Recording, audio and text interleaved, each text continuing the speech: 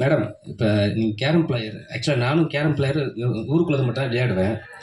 என்னன்னா, இப்போ வந்து கேரமில் ஏதாவது ஒரு சின்ன தப்பு நடந்தாலும் நமக்கு கோவம் வரும். ஒரு அதிகமாக கோவம் வரும். எதுக்கு சொல்ல வரேன்னா, நீங்கள் பார்த்தீங்கன்னா ஸ்க்ரீனில் கூட பார்த்தீங்கன்னா கேரமே தப்பாக இருக்குது. நீங்கள் திரும்பி பாருங்களேன். கரெக்டா? அது நீங்கள் மென்ஷன் பண்ணீங்களா? இல்லை உங்களுக்கு தெரியுமா அது? புரியல நீங்க. கேரம் போர்டே வந்து தப்பாக இருக்கு பாருங்க. ஆமா. இப்போ வந்து உங்களுக்கு தெரியுதா அது? ஏன்னா நம்ம வந்து கேரம் பிளேயர்னா நம்ம ஒரு மெஷர்மெண்ட்டும் பார்ப்போம். எந்த கேம் எந்த ஸ்டார்ப்பு எந்த ஸ்ட்ரோக்குன்ட்டு. ஸோ அது பார்க்கும்போதே நம்மளுக்கு என்னடா இவ்வளோ பெரிய குயின் கேமரா குயின் இது மாதிரி ஒரு விஷயத்தில் வந்து கோட்டை விட்டாங்களே தோணுச்சா உங்களுக்கு? எங்களுக்கு தோணுது. இல்ல அது வந்து ஸ்கிரீன் பேனர் அந்த மாதிரி இருக்கு. ஸோ கேரம் விளையாடும்போது படத்துல கரெக்டா தான் இருக்கும்.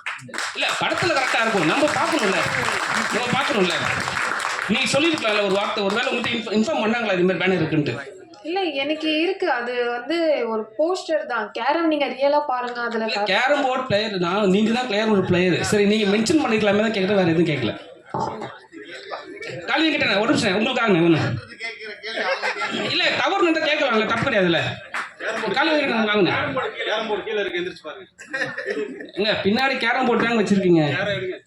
சரி அவங்க